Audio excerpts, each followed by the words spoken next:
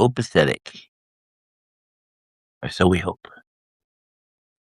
Okay, it is now time. Okay, welcome. Good morning, good afternoon, and good evening, and welcome to Stories After Dark. I'm your host, Ben Woestenburg, and this is BTC-TV, channel 13 in Vancouver. How's the weather? Dark. Too dark to see. Very dark.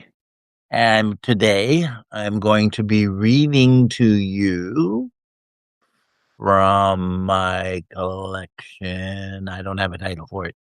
Trilogy. It's going to be The Boxer's Lament. Oh, hi, Kyle. Nice of you to see. Nice to see you. Sorry. Nice of you to join me. That's what I was trying to say. So I get to read for one person, and I love that. Believe me, it's not hard. I just need to know. Okay, so what I'm going to do is I have to. Oh, Irene's here. Yeah, I'll be there in the morning. Thanks. Okay, okay. So I'm going to read to you, my darling. Don't worry, Kyle. She's an old friend. And here we go. The Boxer's Lament. I have to move my microphone a little closer. Oops. Let's hope this all works out. You won't find Vermont Falls on a map anywhere, not unless you go back 30 or 40 years, and then you'd have to be looking for it in the first place. Vermont Falls was small and dirt poor, a black community located 2 miles from the main coast. It isn't there anymore and hasn't been there for a long time. It died out when they shut the cannery down. It was a fishing village made up of ramshackle shanties that looked like they were carved into what could only be called a malignant hillside. The single street it had looped around itself like a wet rope twisted over on its side. The shacks were no more than 2 or 3 rooms, and most of them still had dirt floors. Those that didn't had scrap pieces of wood for flooring, like giant pieces of a jigsaw puzzle. Others had porches tacked onto them as if they were an afterthought. The shacks were all painted with a multitude of colors, making you'd think that maybe they'd ran out of paint and used whatever was available. From a distance, the place looked like an old patch-worn quilt someone left out in the rain. The shacks sat on a hill overlooking the winding Narragagus River. The windows were blackened on the inside by wood smoke drifting up through worn-out chimney pipes, while the glass sparkled like mirrors on the outside. Most of the windows were splintered, and I used to think the cracks looked like spiders' webs when the sun crested the hills and broke through the trees. They patched the windows with tar paper and cardboard, and when the winter wind blew cold and harsh from the Canadian north, the windows would rattle, whistling through the invisible gaps like tiny teeth chattering in the night. Vermont Falls was a town isolated by distance as much as it was isolated in time. It seemed that there was always a sense of desperation that clung to us like a heavy cloak. The town was home to the exiled heroes of former generations, escaped slaves who won their freedom with the Underground Railroad but lost their souls to the commerce of living. It was sharecropping the sea, they said, while others asked what difference it made as long as it was theirs to crop. It was subsistence living that included trade with other communities. I think it was why Uncle Sam came back. He needed familiarity. The low rolling hills were full of color in the fall, like a postcard in a corner store, or the kind of picture you might see on a calendar somewhere and send off to a friend. The trees grew down to the water's edge, darkening it in the distance like part of a watery plain. It's what gave the place its sense of soul. The trees, the water, the landscape, they were all a part of you that couldn't be left behind. They were the Holy Trinity that spelled out home. As much as I'm on the ocean now, I missed the trees of my youth. The trees of Vermont Falls stood in ruddy contrast to the muddy lanes bleeding into steep trails that led down to the river. In winter, we'd sled down the trails to the frozen slough below. In summer, fishing nets and lobster traps needing repair had to be walked up the trails at the end of a long, frustrating day, where the day's laundry would lay spread out on brittle, sunburned grass by women grown old before their time. The air was stagnant. It had a sluggishness to it, and a certain listlessness that left you gasping for breath. Heavy clouds came sweeping in off the coast, dark, rolling cumulus giants that blackened the sky, tumbling over themselves on their way out west, looking for all the world like they were going to trip over the horizon and stumble out of sight forever. Storms would break in on your thoughts without warning, but Uncle Sam always knew when to come in from the porch. And always there was the smell of dead fish and drying mud that caught up in your clothes and stayed there. Excuse me. It was a part of your life, your identity. It was what set you apart from others. Life was mixed in with the smell of oily food cooked on blackened wood stoves, or else the smoking fires for the fish and lobsters. It got so that we never noticed the choking blue smoke hanging over our heads as much as we did the storm clouds. We waited for the wind to blow everything out to sea so that it smelled clean and fresh the next day. In the morning, you'd hear the piercing scream of gulls picking their way along the river, or else painted up against the sky riding on invisible air thermals. They looked beautiful, almost abstract. I'd sit in the hills for hours listening to the rickety wharf coughing up against itself in the distance. The river was a living, breathing thing, hidden under a sheer lace of blue fog. It was the lifeblood of the village. Uncle Sam managed to escape Vermont Falls. His was the greatest success.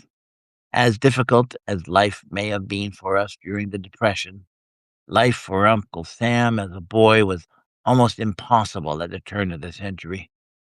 Uncle Sam was 12 years old, Mama told me, when he ran off to Boston. He moved into the house Mama lived in outside of Boston. There was Mama and Mama's first husband, Black Johnny, as well as 3 children and Uncle Sam. Mama called them the olden days because that was before she met Daddy and before she had me. It was before she came hobbling back home to take care of her father.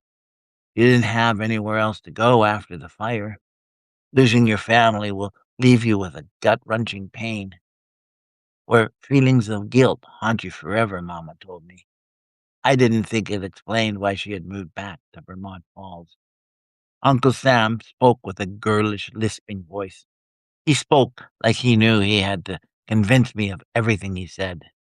He knew I didn't believe him and probably never would, while the crowd of 5 old cronies that sat with him every day nodded their heads as they passed their bottles of shine back and forth. Uncle Sam used to be a boxer, a mauler and a brawler, he told me with a quick laugh.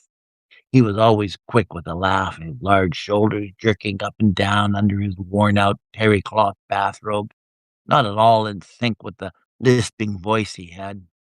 When I asked him if that's why if that was why his ear was like that, he laughed again. He had a large, permanent cauliflower ear and a flat nose, flatter than the one I remember Daddy having. He told me he was born with ability.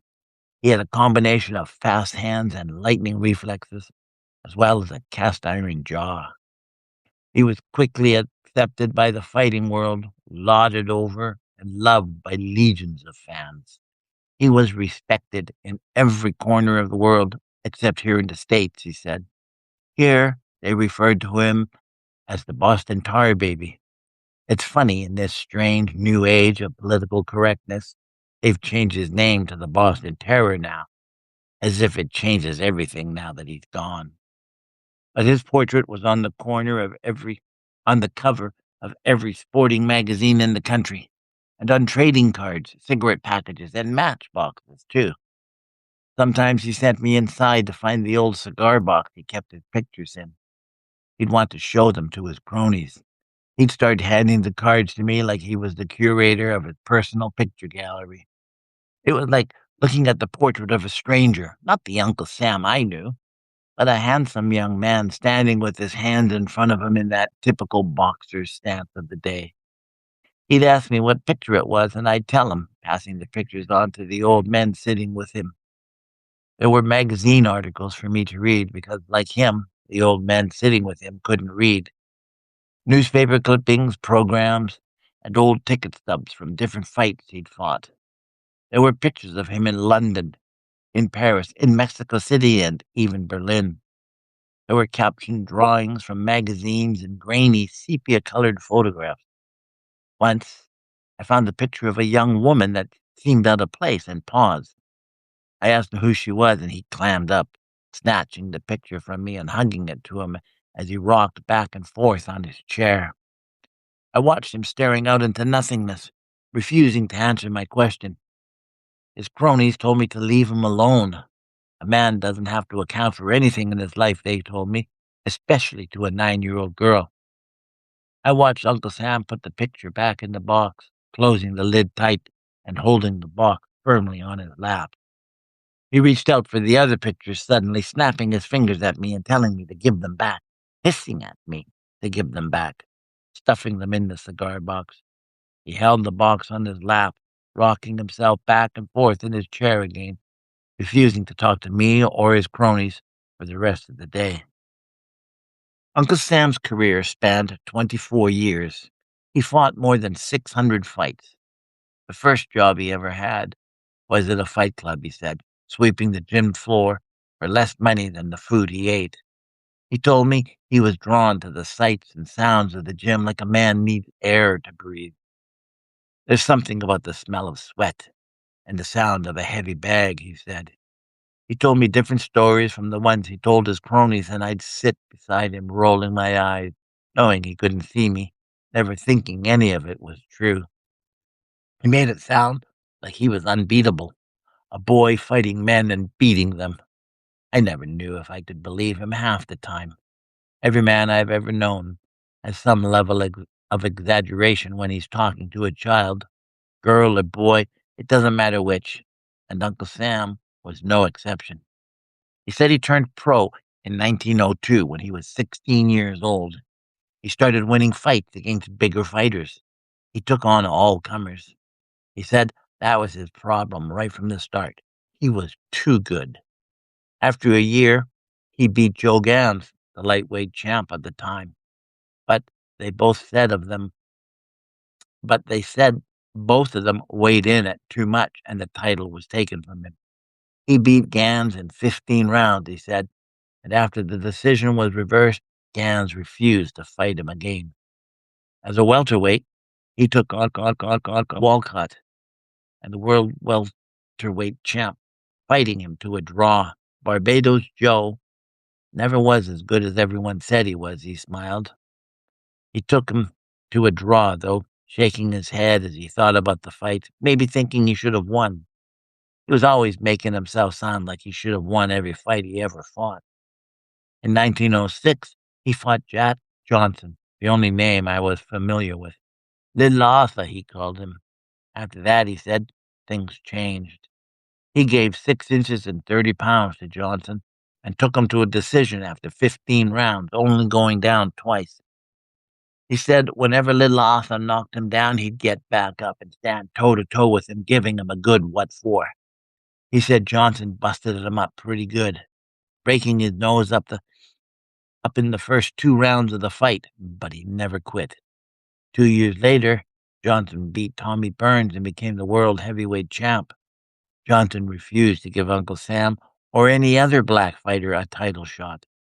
Johnson stood to make more money by taking on white trash contenders because they were less skilled than him and he could have more fights. Uncle Sam was forced to fight for smaller purses in smaller venues. He fought white men, and the only reason they fought him was because he was better than anyone else. They knew he'd taken up Johnson to a decision, something no white man had been able to do. He was only making $3 a fight. He said they were looking for the white hope. even if they had to go through him. But black fighters were stronger, bigger, and hungrier than white fighters and had more to prove. He didn't fight them because he thought they deserved a chance, but because by defeating them, he thought he might get a second chance with little Arthur. Sometimes he'd list off names of men he fought. Excuse me. I don't know where that came from. Sorry. Sometimes he'd list off the names of men he fought. Irish, Terry McGovern; Philadelphia, Jack O'Brien; the twins, Mike and Jack Sullivan; Packy McFarland, Jimmy Clabby, and Jack Britton. All good men, he claimed, and Irish whites out of Boston. When his cronies sitting outside with him named off other fighters, dozens of names they remembered, Uncle Sam sat nodding his head as if he remembered each and every one of them. At the end of his career, he was a self-defeated man. He'd been broken and tamed like the wild animal they said he was. He was drunk most of the time and practically blind. He said he had an operation once, but it didn't take. After that, he went entirely blind. That was in 1932, when I was 14. Excuse me. Uncle Sam would sit with his cronies and drink till the sun went down. Most of them came from miles around and brought special gifts with them, like bottles of moonshine or chews of tobacco. He'd tell stories to his cronies about how he sailed to Europe first class, how he owned houses and cars, had women at his beck and call, and white women too, he was quick to point out. They never once doubted him, not like I did. After his cronies left, he'd nap for an hour or two, then he'd start drinking in earnest. He'd call out for me in that lisping voice he had, and I'd help him inside. He always asked me where such and such man was, this man or that one, and I'd have to say I didn't know. He'd nod his head slowly, drunkenly, stopping to spit into a tin can he always carried, almost burying his head inside of it, and tell me how they said they'd always take care of him, to protect him from himself, he added. It always felt like he was apologizing to me. Then he'd laugh, asking me where they were now, as if I was supposed to have an answer for him.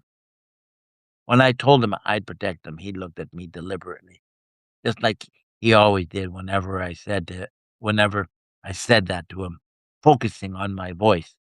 He reached up to touch my face, telling me I was a good girl. His hands were smooth, his touch as soft and gentle as a child's first exploration of its mother's face. He used to call me Angel. He started calling me that because of the sing-song sound of my voice, he said, even after I told him my name was Sarah. I used to sit beside him, reading Mama's collection of classics to him, hoping he wouldn't get too drunk before the end of the day. I tried not to watch him dribble his tobacco juice into the tin can between his legs, but I always did. Then he'd ask me to read another story and quietly fall asleep. Uncle Sam never got used to being blind. If he needed anything, he'd have to call for help. He hated everything about being blind. The fact that he'd been deserted, neglected, and forgotten, well, it ate into his soul as much as it ate at his mind. Maybe that's why he drank. It had always been that way for him. He never dressed. Instead, he sat outside with his cronies wearing an old tattered bathrobe. It was frayed along the edges, stained from where he dribbled tobacco juice on himself, and faded with age. It had all of those old man smells I'd come to know with Uncle Sam. His breath, with the chew he'd always worked on, the sweat of who knew how many years folded inside the robe like a soft dough rising through the tattered holes. There was a stink of piss on him because he was always having accidents, and the stink of liquor. He wore felt linings from an old pair of winter boots he had for slippers, and red pajama bottoms to keep his legs warm. At his age, a man's veins tend to become a problem one way or the other, he said. There were days when he'd lament his long past, telling me how he used to own the world and let it slip away. Sometimes he sat with silver tears in the corners of his eyes. I used to resent him when he was like that. I used to resent how he always made me a part of his past, calling me Celia instead of Sarah. But I resented him for a lot of different reasons as well, not least of which was the time he stole from me, when I might easily have been sitting out on the hillside overlooking the village and the river valley. I resented him for not letting me be who I was and for not letting me live my dreams. He'd always say how sorry he was to me in the end, and for a moment I'd think he was talking to me, but then I realized he was thinking of I was Celia again, and I'd think about the portrait in the cigar box. He was always thinking I was her. And then he'd piss himself. I'd be forced to clean him up before Mama came home from working at the cannery. I'd pull his funny slippers off and make him stand up as I pulled his pants down. He never wore underwear. He'd step out of his pants, holding onto my shoulders and looking for all the world like a guilty child, his tears glistening in his eyes. I always felt embarrassed seeing him like that, naked, crying, looking exposed and vulnerable, and like Noah's children trying not to look at him. I always did. His friends pitied him. They didn't see the man I saw. I told them the last thing a man like him needed was pity. I needed more of a reason. It felt like I was wasting my life taking care of an old man, reliving his past through his friends. I think that's why he listened to them, so he could hear the past the way they saw it. Living his life took away everything he had and didn't give him anything back in return. But sometimes you make choices in life, and no matter what happens, there's no one you can blame but yourself. Uncle Sam had $300,000. How can you spend that much money in 100 years? But he traveled the world, he said. He went to the Philippines, Mexico City, Paris, Berlin, and London. He fought in Argentina, Peru, Colombia, and San Salvador. When he needed money to pay for the operation they said would restore his sight, he fought for it. He fought through near blindness and won the heavyweight championship of Spain in Mexico City back in 1923. But the damage to his eyes was beyond repair. That was the kind of man he was. Simple. He never thought anything through. Once a fight was over, there was nothing to think about except the next one. I don't think he knew what was best for him because he never knew what was best. He didn't keep his money in banks because banks scared him. They were too intimidating, he said, the way those stuffy bank presidents look you up and down and dismiss you out of hand, silently, without ever saying a word, sometimes with just a look. He said whenever they stood up and welcomed him into their offices, he knew they had no intention of helping him. He said it was like they called him nigger without even uttering a sound. And there was that look they had. He told them to pay him in cash after that. And where did all that money go? I asked him. I spent it, he said. All of it. He bought fancy cars, saw fancy women, and ate in high-class fancy restaurants, leaving $10 tips. He smoked big, fat Cuban cigars, too, because his trainer told him the smoke would work as a decongestant. He traveled all through Europe. He faced the best and worst fighters on the continent. When the war broke out, he put on exhibitions in Paris for the soldiers, taking on all comers. He said while they were in Paris, he invited friends out with him, and they celebrated the fact that they'd lived through another night. He said the distant guns were a numbing reminder of their own mortality. I can pity him now because I know he couldn't help himself. I know he needed people around him as much as for direction as he did for company. He needed someone to tell him where to go and what to do. They paid the bills, booked the fights, bought railway tickets and first-class passage on liners going to and from Europe. But they took more than they needed until they took so much there wasn't anything left. That was usually when they left. There were others. He said there was always someone willing to help him along, but they took more than he earned, sometimes not even leaving him with enough to buy a drink. I can pity him for being more than a victim.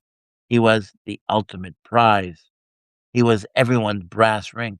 But I was a child then, and I didn't understand anything of what he told me. I couldn't imagine half the things he said. Paris and London were just names to me. It was years before I understood anything, and by then, my life was no longer my own, and I learned what it means to survive. Mama knew a woman at the cannery whose sister taught school in Boston. It took Mama everything she had to convince this woman I was worth her time. I remember Mama working for a week on one letter alone, checking it, then rechecking it with her books and making certain there were no mistakes. Mama had learned to read and write while cleaning house for a minister and his wife, and nothing made her more proud than reading notices to the others at the cannery. When she finished writing the letter, she read it out to Uncle Sam, as if he was any judge of what was right and proper. It took 3 more letters before the woman finally agreed to tutor me. Mama was persistent if she was anything. I did the lessons as soon as Mama brought them home.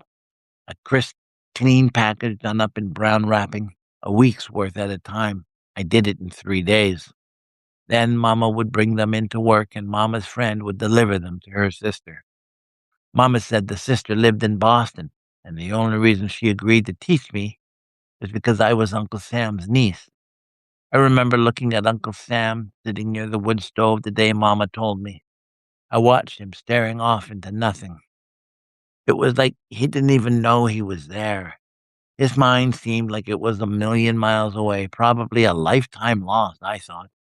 And I told myself there didn't seem to be anything anchoring him to reality, except the dirty coffee can in his lap. I read Mrs. Evanston's notes like I was trying to read a part of her through her long, looping handwriting. I was trying to read something into her letters that made it easier to understand her, thinking maybe there was something in the slant of her J's or Y's or her open G's I could make sense of. I was trying to imagine the person behind the words. I couldn't see anything past the lessons she sent. I began imagining what she looked like. One day when Uncle Sam was sitting outside with his cronies, I went looking through the worn-out pictures he kept in his cigar box. I began sorting through the pictures of the young man I didn't recognize till I found the picture of the woman. She was beautiful, even though her face appeared pale and ghost-like in the dull sepia of the photograph. It was obvious she had dark features, though. I didn't know it was possible for a woman to look light-skinned and still be considered black. I thought, years later, that she looked like a young Lena Horne. Maybe she was in love with him, I told myself. Maybe theirs was an unrequited love, and it was up to me to bring them together. I took the picture and slipped it into my pocket, telling myself that one day I'd find her and make it up to them. I started reading her letters out loud to Uncle Sam. I tried stopping once, thinking there was no point in going on, but Uncle Sam insisted I continue. He tried telling me it didn't matter what she wrote. It was the sound of my voice he liked. Looking at him, it was hard to tell what he was thinking behind those blank eyes. But I didn't believe him. There were things about him I never understood, and things that would take a lifetime for me to understand. The years went by. By the time I was 17, I was ready to write my college entrance exams. By the time I was 19, Mama had enough saved for my first year's tuition, and I left home, hoping I'd never see her mother. I didn't. I was 2 years into college when the Japanese bombed Pearl Harbor.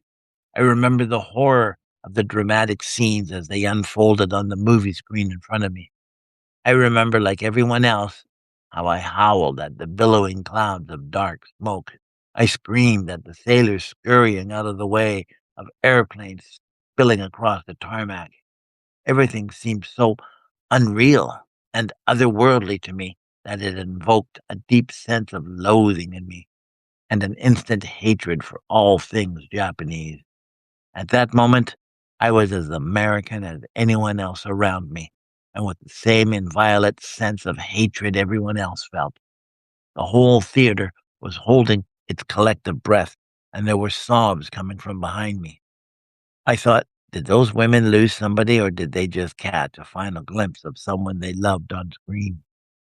I felt a certain degree of disgust creeping over me because it felt like I was watching for different reasons, but I couldn't turn away. I decided to do something about it. I signed up for the nursing corps.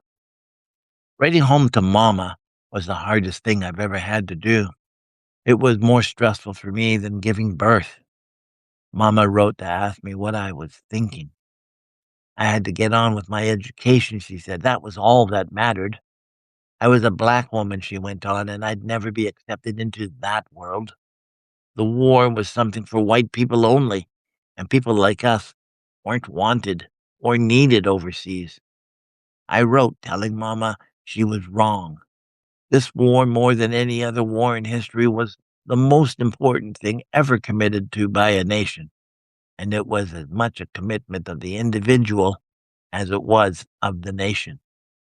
Mama tried to belittle the whole affair. She wrote telling me every generation faces the war by which all other standards are measured. Daddy fought in the war to end all wars, and where did that lead us? Not straight into this one. There was the Spanish Civil War, the Russian Revolution, the civil wars worldwide. What about Manchuria, Nanking, Ethiopia? Nobody tried to prevent those things from happening. She tried explaining that there was no cause good enough for any war, that the next generation always forgets the sacrifices of the generation before, which is why we're all caught up in this deadly loop, unable to stop. I wrote Mama telling her she was wrong, but I was never able to convince her.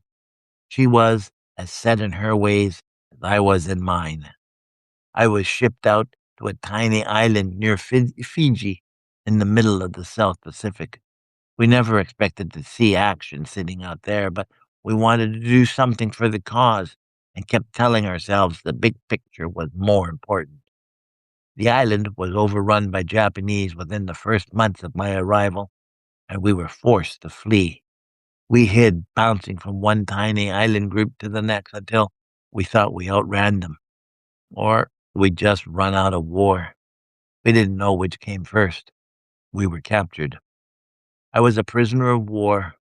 I live with endless nightmares of those days. I've never spoken to anyone about it, not even my late husband. I keep my memories separate from my real life. It's like stepping out of the loop, as Mama would say.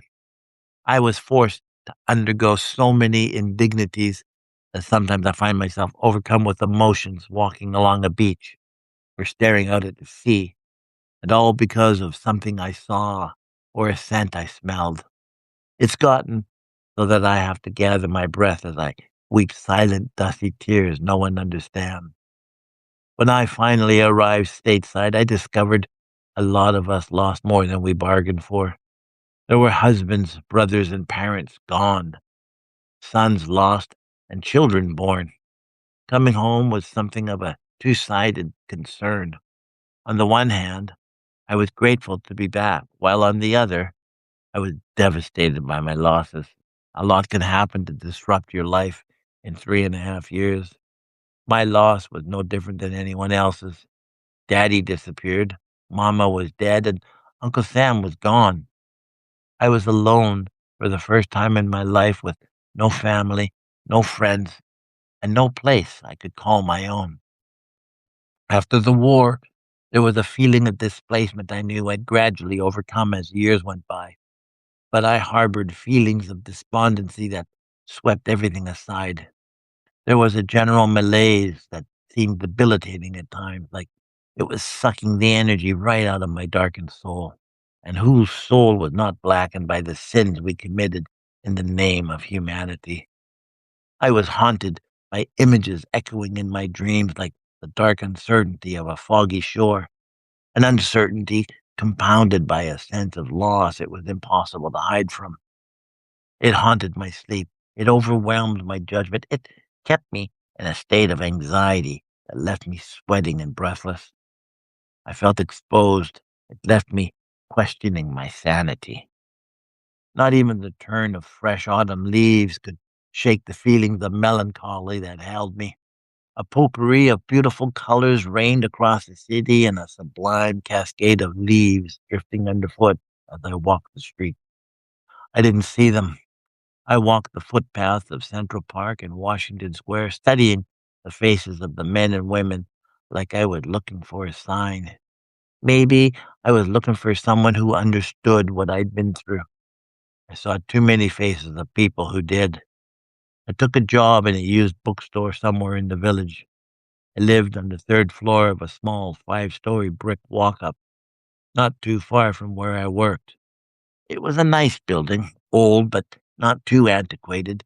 The hardwood floors were recently refinished. The pipes were in good shape, and there was new insulation to guard against the cold New York winters. There was a common bathroom with a flush toilet and a combination shower bathtub I could soak myself clean in on lonely Saturday nights, with the shower curtain wrapped around me like a cocoon. I'd sit out on the fire escape after, looking out over a back alley where stray dogs, wary cats, and homeless vets picked through kicked over garbage cans. Watching them, I thought they looked just as lonely and displaced as I felt. I'd watch the sun set in dark, bloody colors, telling myself it was that way to the Brooklyn Bridge, that way to the Empire State Building, and that way to the Statue of Liberty. I'd listen to the soul of the city, telling myself those were children I heard in the distance and not soldiers looking for me. I watched the traffic snaking its way through the streets, marveling how there was always music that seemed to float up out of nowhere, drifting through the noise like a scent. Once in a while, I'd hear a song that reminded me of a different island or a different friend, and I'd slip into that melancholy state. But for the most part, I managed to control myself. I think I came out of my post-war depression because people in the city were different from people I remembered in Vermont Falls. I found people treated me with respect.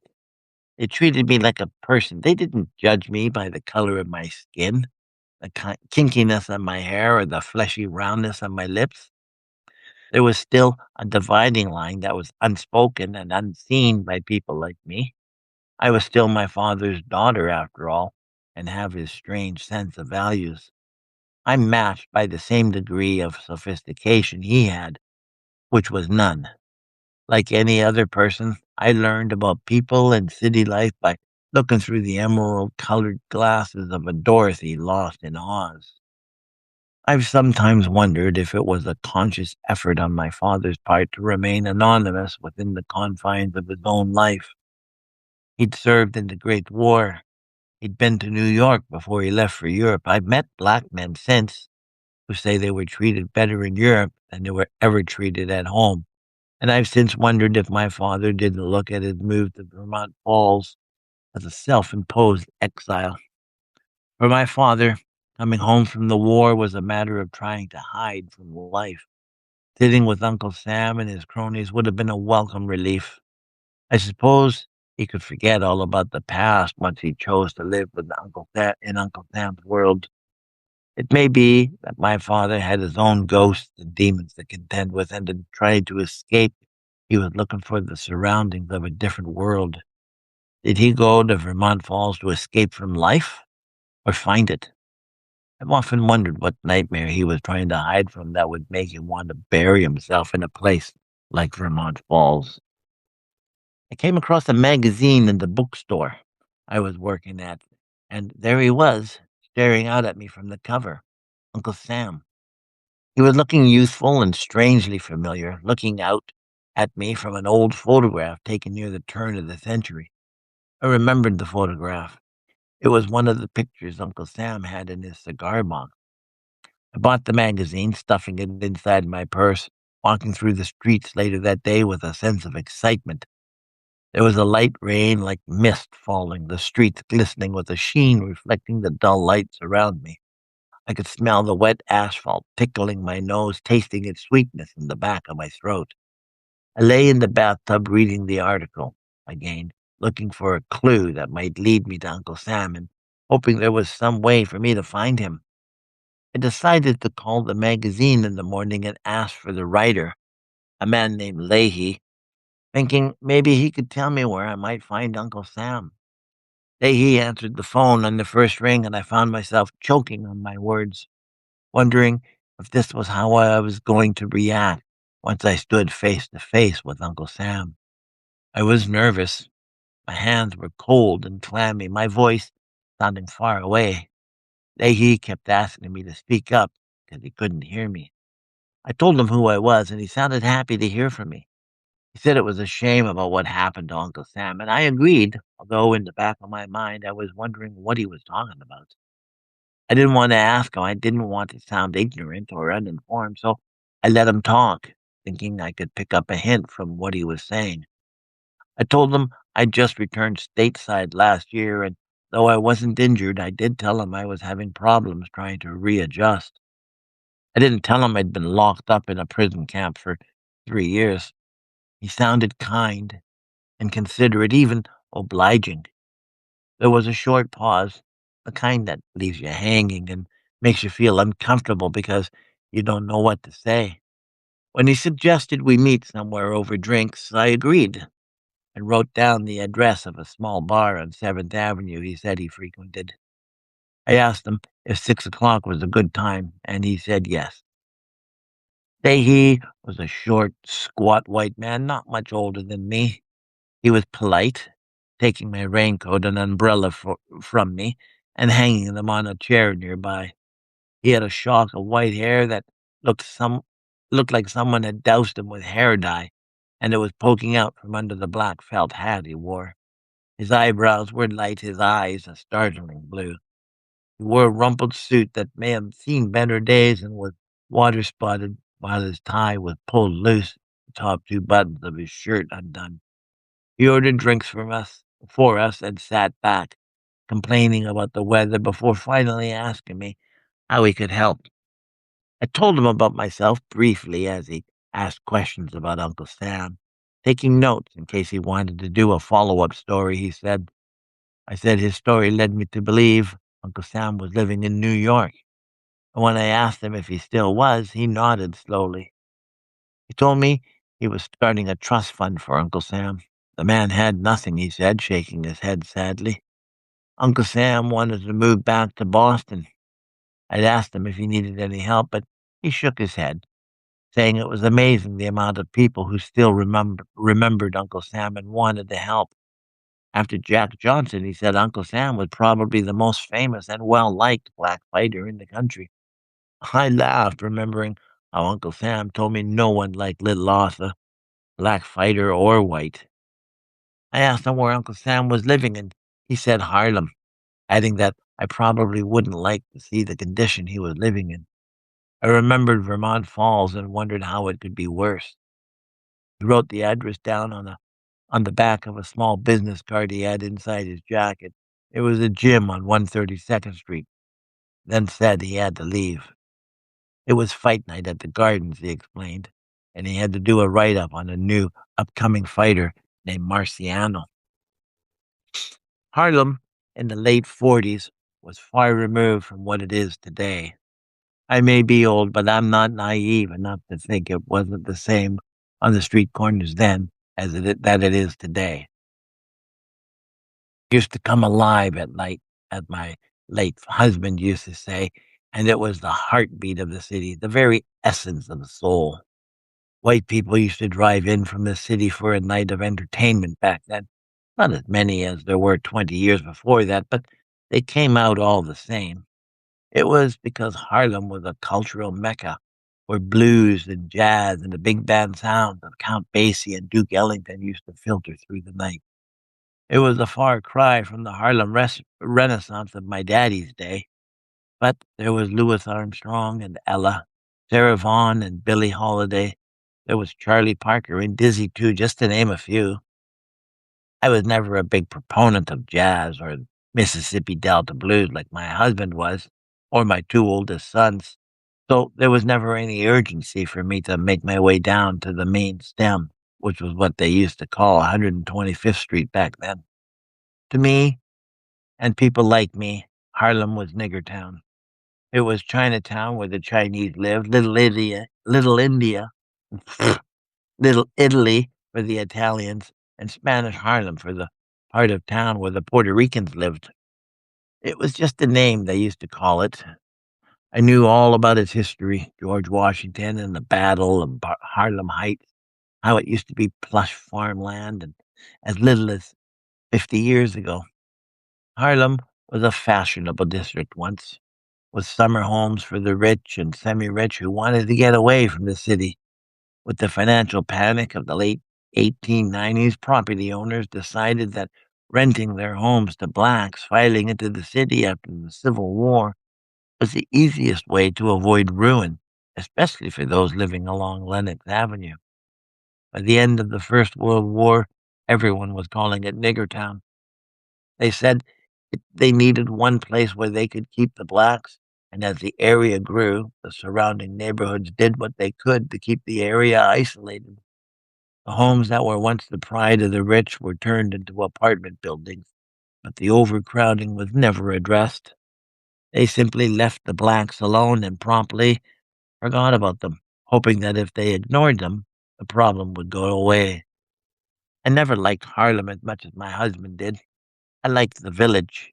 It had a bohemian lifestyle I felt more suited to, with writers, poets, intellectuals I could talk to. After all, I was an educated woman, I used to tell myself. But now even that has changed. My husband used to say the one thing you can't avoid is change. And once we couldn't avoid it any longer, we knew we had to change ourselves. But there was a part of me that never wanted to change. I wanted the familiarity of the old days. I went to see Uncle Sam 3 days after meeting Leahy. I woke up feeling great that morning. Nothing was going to get take away that feeling of anticipation. I took the subway into Harlem. It was a beautiful spring morning. I walked to the subway station, and instead of the noise of cars and trucks, I found myself listening for the sounds of children. The sun was out, the sky was clear, the temperature warm. There was a freshness in the air because of the rain falling on and off the week before. Spring blossoms were poking up the streets, looking like something out of a movie, with people strolling along the sidewalks and enjoying the morning. I thought about Fred Astaire and Judy Garland for some reason, and even began humming to myself. The flowers, the shrubbery, and the blossoming trees made everything come alive with colors I'd always taken for granted.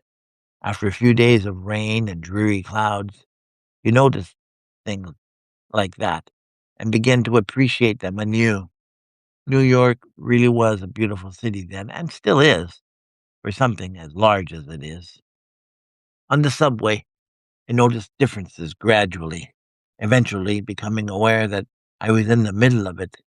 The first thing I noticed was the people riding with me and the way they carried themselves. And once we were above the streets where everything seemed clean, bright, and orderly at a distance, I saw subtle changes. The streets narrowed, the alleyways looked darker, the buildings more run down, until finally I was surrounded by squalor and wondered how it had happened so quickly. The buildings had an old, dirty look to them I was unprepared to see. The red and cream colored bricks looked like they were bleeding into each other, like watercolors spilling across a wet page, giving way to older buildings with plywood that should have been torn down a generation earlier. Most of the single houses along the streets were squeezed in between factories and warehouses, looking like shanties with thick moss growing on wooden shingles and rain-slicked lichen streaking down the outside walls like dirty green tears. The streets were full of people hawking things in front of small grocery stores and family businesses. There were barber shops and dry cleaners, pizza shops and furniture stores, all of them trying to catch the attention of the passers-by. There was a mad sense of urgency to everything, the same mad press of people pushing and shoving in traffic that didn't seem to move, the same congestion I saw midtown and down in the village. But the buildings weren't scratching up against the sky like they did in Manhattan. Oh, sure, There were cranes in the distance like giant insects silhouetted against the open sky because there were buildings being built. But it was too little, too late, as far as I could see. The street looked like a mixture of warehouses and stores as well as tenements. None of the buildings looked like they were over 10 stories high, although I'm sure they were. And everything I was looking at, and everywhere I was looking, I saw black men and women staring at me as if they knew I didn't belong. As I walked along the sidewalk, I held my purse under my coat. There were clotheslines sagging under the weight of wet clothes crisscrossing the streets about overhead. There were water drops on the streets that spotted the cars underneath like a summer shower. Sometimes pigeons landed on the clothes, leaving bird droppings on old bed sheets and faded bath towels. It was nothing I hadn't seen before. I watched pants and shirts flutter in the breeze, reminding of those limp triangle-shaped flags I once saw at a used car lot. A parade of children played stickball around me and tag, running through busy streets lined with overstuffed garbage cans fallen over and scattered along the sidewalks. The wind picked up, bowling old newspapers through the streets and alleyways like crumpled tumbleweeds in a movie. I first went into Harlem telling myself I already knew what I was going to find. Because I told myself that's what I was going to find, that's what I found. If you tell yourself you're going to see prostitutes, drug addicts, and thieves, the chances are you will. Only now do I understand that my personal prejudices tampered with my thoughts. Nothing was going to change my mind. In reality, Harlem's no different than any other neighborhood. Little Italy has a reputation for being a base for the mafia, but it isn't. Spanish Harlem is known for Latino gangs, but who told me that? The Lower East Side was the worst of them all because it became fashionable. But I'm a black woman, and I was a successful black woman, and I didn't see how anything was going to change my mind. I find this attitude in people unforgivable now. I grew up in worse squalor, and I was looking down at them for what? Because I'd somehow removed myself from it? At least they had running water. Sure, they lived in a certain amount of misery, but there was pride and a sense of neighborhood, more than there ever was in Vermont Falls. There was culture here and a sense of society and growing opportunities. Vermont Fall had nothing to offer. No electricity, no running water, no flush toilets, and no hope for the future once the cannery shut down in 1953. The Harlem way of life might have been hard and rough, but it was a time when people had a chance to get out and make something of themselves, and a great many of them did. I made my way to 132nd Street, looking for a name of the gym Leahy gave me. I found it on my second trip around the block. I was afraid I'd gotten lost and that I'd never find it, or maybe I was thinking I'd never find my way out again. But the name was faded and the paint had almost flaked off so that the sign was the same color as the building, a dark red that looked almost brown. The door was painted tan and covered with old placards and posters advertising sales and social events. Even the Cotton Club in the Apollo had something posted there, and the door was covered with graffiti. The wind picked up and the paper on the sidewalk swirled around me like dead leaves in the park. I opened the door and was plunged into instant darkness. There were stairs leading down to a basement and a single naked bulb that lighted the way. The stairs were wooden, worn out from years of use, creaking with every step I took. I could hear people working out, and when I pushed the door open at the bottom of the stairs, everyone stopped to look at me, as if I was invading the inner sanctuary of a secret temple. There was the stench of sweat hanging in the air, a musty smell that reminded me of wet clothes and dampness, and I waited for my eyes to adjust to the darkness. There were no more than a half a dozen boys there, and I guess their ages were anywhere from 12 to 18. A boxing ring stood in the center of the gym, and two of the boys were standing toe-to-toe, fighting guardedly. Almost cautiously, I thought, their slim bodies slick with sweat under the weak glow of the lights. A man was in the ring with them, telling the one boy when to throw a punch at the other, a left, or a right, a jab, or a hook. But the other boy wasn't fighting back. He was letting the first boy hit him. There was something else working. There was someone else working out at the heavy bag, with someone holding it for him, telling him to hit it harder, while another boy was hitting the speed bag. I could hear someone skipping somewhere off to my right, and there was the sound of weights, the unmistakable clang of barbells. Across the room stood a kiosk. An old man was sitting behind the counter reading a newspaper, trying not to look at me. He had a pencil in his mouth, his lips glistening in the light of the single bulb above his head. His glasses rested on the top of his bald head, and he snapped them down on his nose with a quick nod. He was standing in front of a wall of shoes, as well as a hamper full of damp towels and old clothes. I made my way over to the man, and looking up, he smiled briefly, asking me if he could help me. His voice was deep and raspy, and I thought maybe he'd had one too many punches to the throat. I told him I was looking for Sam Langdon, and felt him staring at me longer than I thought necessary. I told him I had the address from Leahy, hoping he'd know the name. He smiled, pulling the pencil out of his mouth and laying it on the newspaper. He lifted the counter up, stepping out from behind the kiosk, asking me if I was from a newspaper or a magazine. I told him I was Sam's niece, and he stopped, looking at me closely, saying he didn't realize Sam had any family left. I told him the war got in the way, and he laughed lightly, called me sister, and said, "Wasn't that the truth?" He opened the door off to the left, and there was a flight of wooden stairs. He told me to watch my step because it was dark. He mumbled something about getting the light fixed overhead, but I told him I'd manage.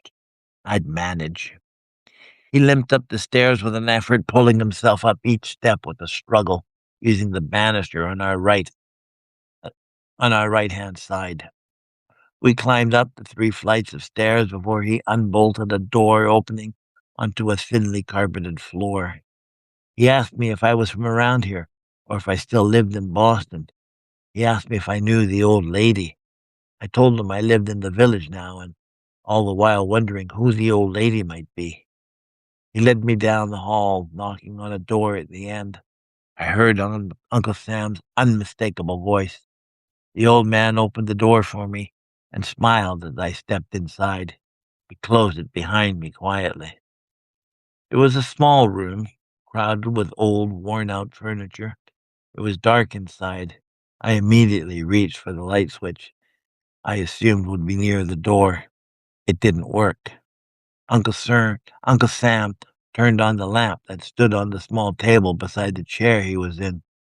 The chair was covered with an old towel. He was listening to the radio beside him, his arms crossed and resting on his lap.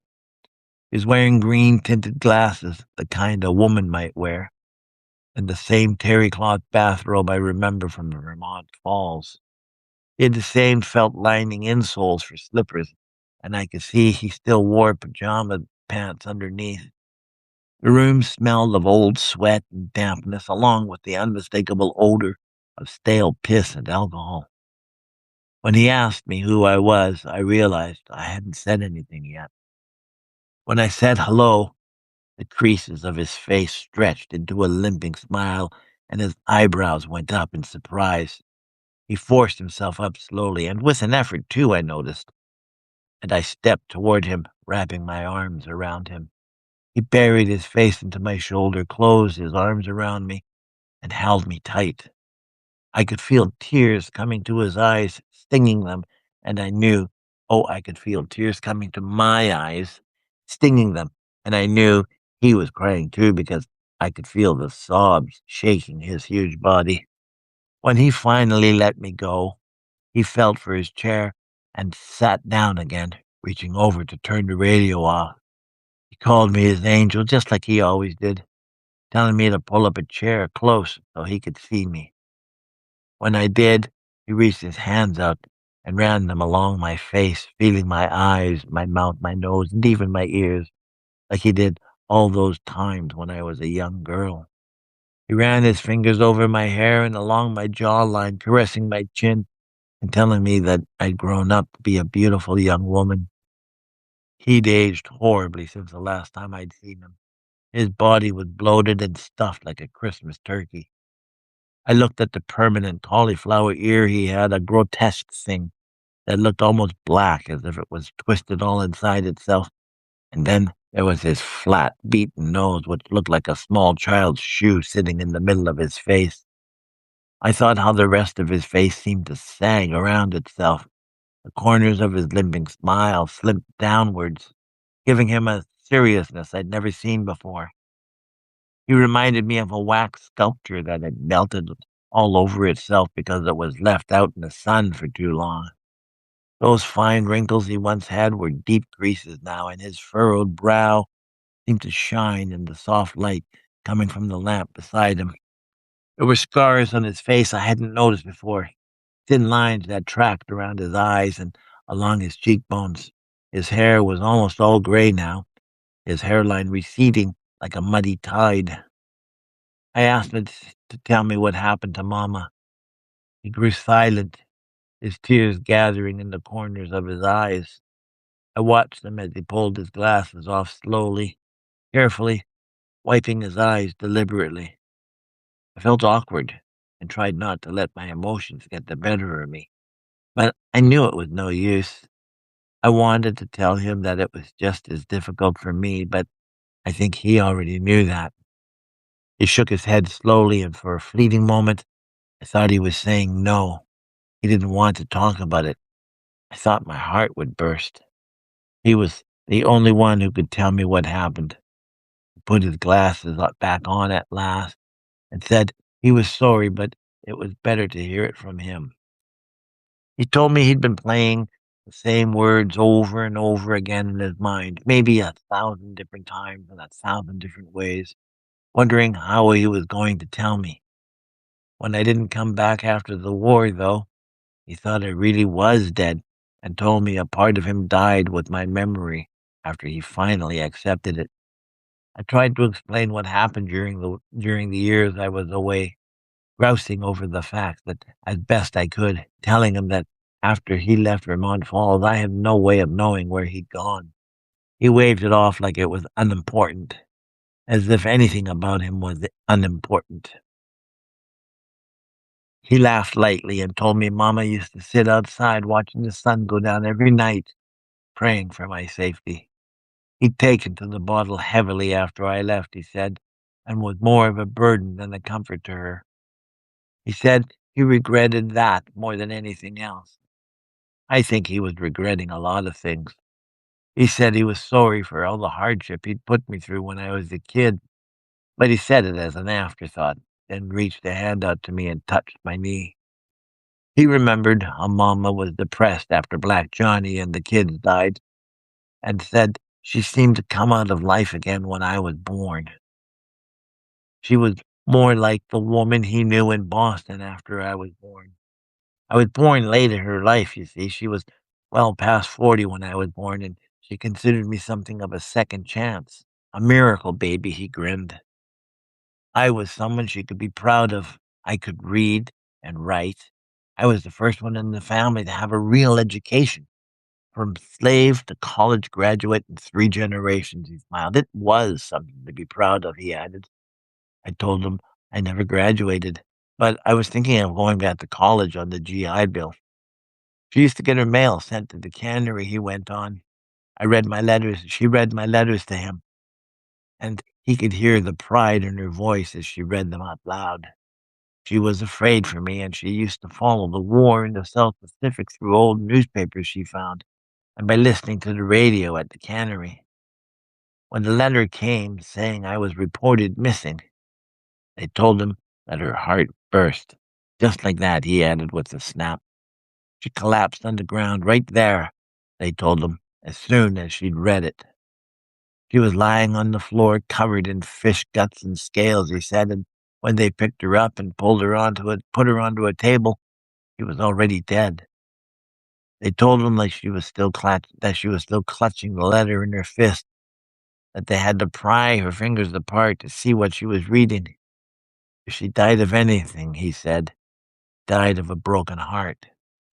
The saddest part of all, he said, after sitting quiet for more than a minute, And it was a minute in which I felt my heart filling with tears that stained my eyes like an ink blot as little pieces of my mind drifted off like I was sending fragments of myself to her so that he'd have something to remember me by. Was that 4 days after she died? A letter came from the cannery to the cannery from me. Mr. Hilton from the cannery brought the letter out, and Uncle Sam told him to open it and read it to him. It was the last letter I'd sent. It was a letter I'd remembered. I was alive and doing as well as could be expected, he said with that smile he had, and he said that it broke his heart to hear that. I couldn't stop thinking of Mama lying on the table covered with fish guts and scales. She used to write letters to me. Every night, he said she'd sit at a small table with an oil lamp burning, writing page after page of things she thought I'd like to hear. I remembered how she sat at that table rewriting the letter to Mrs. Evanston every night. I felt tears coming to my eyes and opened my purse to take a tissue out. He still had the letters, he said, and promised he'd find them for me. He was certain they were in the cigar box with his old pictures and press clippings. It was all he had left of Vermont Falls, all that he had left of her. It was the only thing he could think to take with him when he left. I still have them all. The cigar box with the pictures, Mama's letters, the picture of the young woman I convinced myself was Mrs. Evanston. I went back to visit Uncle Sam as often as I could, but he moved to Boston some months later. I remember how he laughed and said Leahy's trust fund was more successful than either of them could have ever imagined it would be. He died broke all the same, though. I never felt so alone as when I answered the phone that morning at 3 a.m. It was a woman's voice, soft and faint, as gentle as a sea breeze on my cheeks, and I could hear the pain of her tears in it. I felt my heart letting go like another part of me was slipping away and I'd never get it back.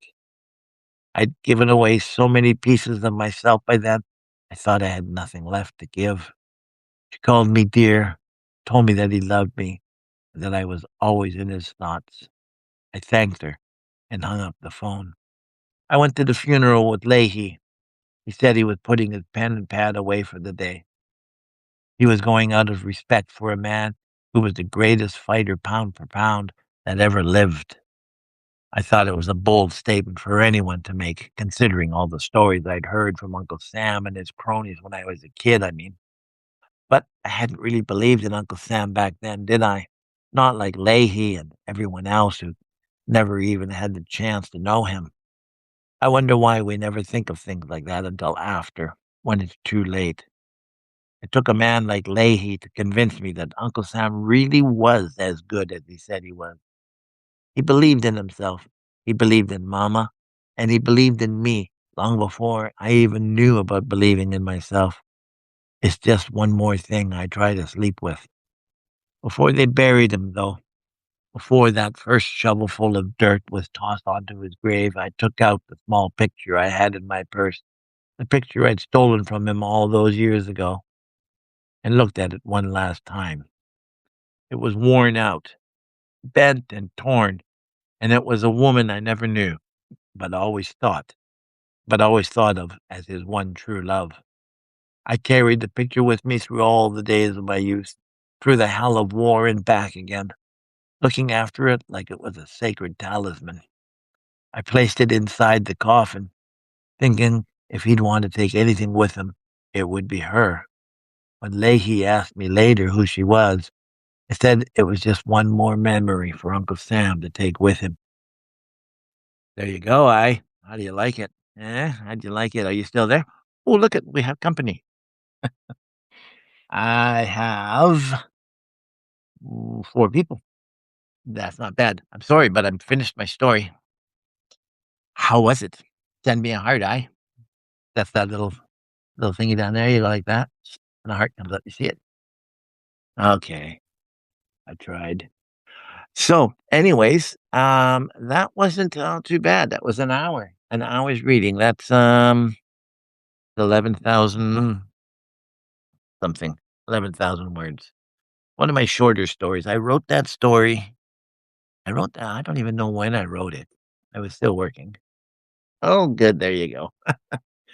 I wrote it. I went to I had to go to a doctor's office, and there was a Time magazine there, and I opened up the Time magazine, and there was a picture inside of an old man sitting there in a bathrobe, wearing the inside felt linings of winter boots, and uh, and talking in the picture, like we couldn't.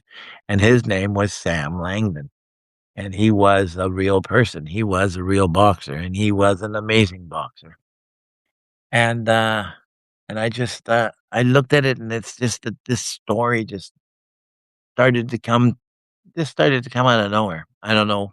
I just it only took me a couple of days to write it, but I just loved it. And I've always liked that story. I just didn't know what to do with it because it was so long when I wrote it. Nobody accepts stories that of that length back then. They still don't actually. That's why I'm here.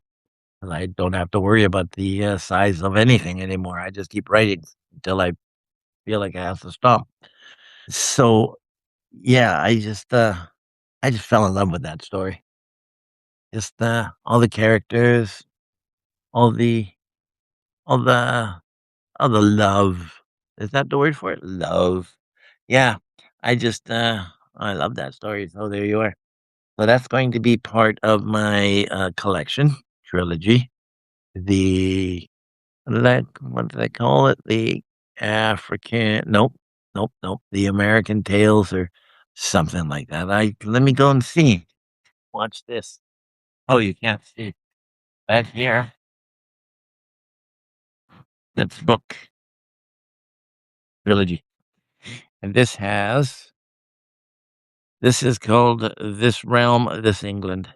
At the edge of a long lone land and the Dragon of Avalon. So I need one more in here, but there's only two.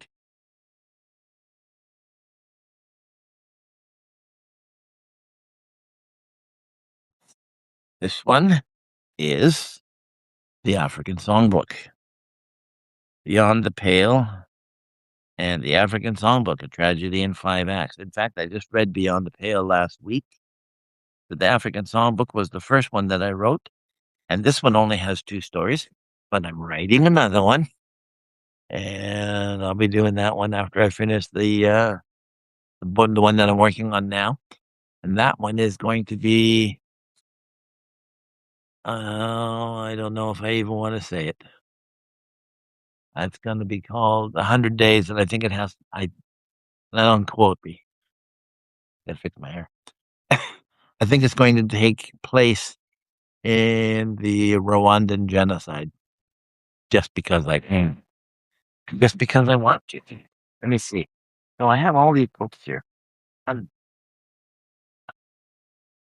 19, 18, 19, 20 stories now.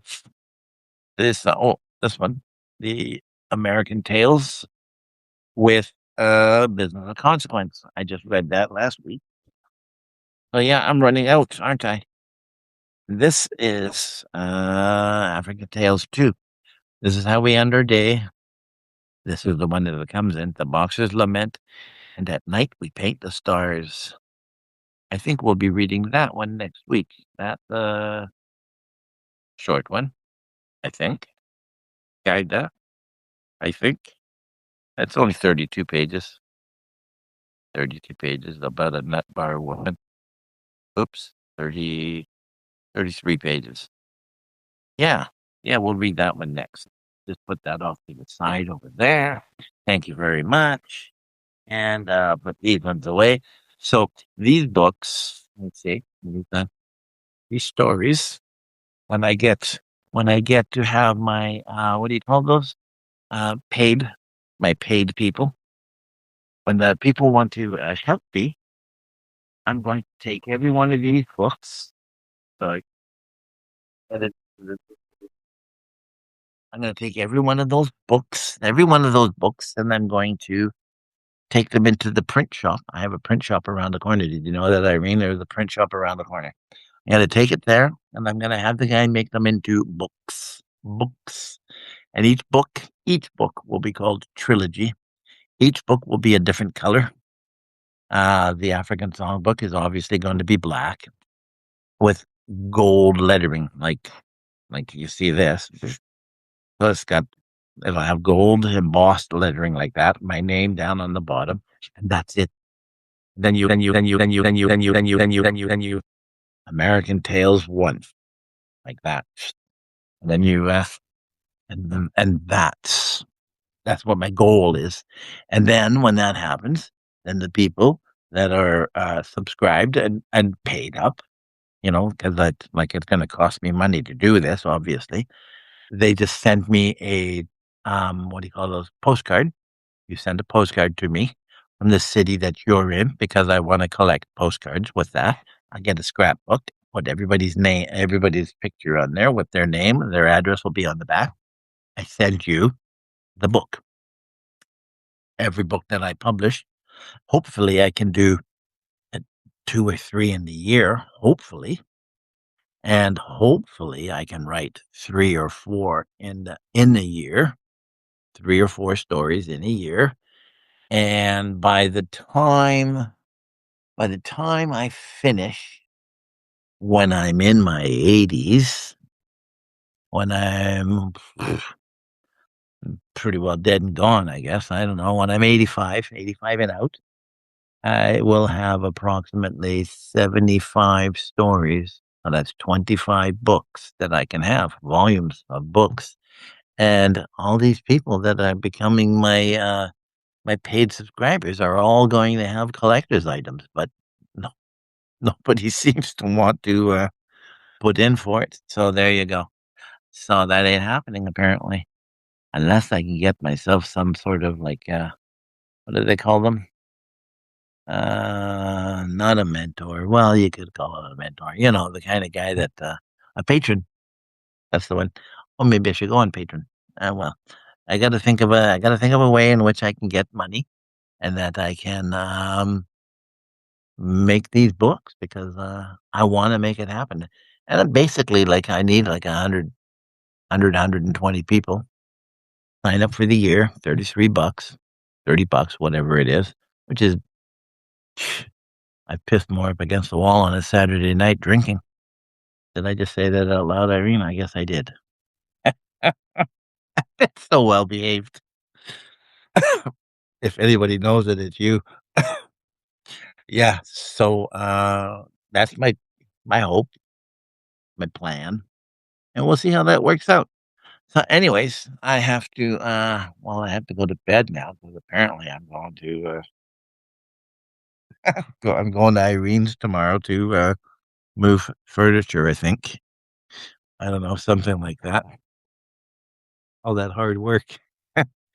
Anyways, I'm going to say good night, adieu, and thank you so much for joining me, Kyle, Karen, Carly, and Doc. Dr. Jess, no. Yeah, a couple of these people have been around before. I'm really happy to see that. I mean, 5 people. That's funny. 4 people, sorry. I don't count. I don't mind. I like small, intimate little groups like that. It's way easier. So now I have to say ciao for now. Once again, this has been Stories After Dark. And I'm your host, Ben Woestenburg, and this is BTC-TV, Channel 13 in Vancouver. And I hope that you will return next week, same bat time and the same bat channel. Until then, how about we just say ciao for now and arrivederci. Alrighty, here we go. Bum.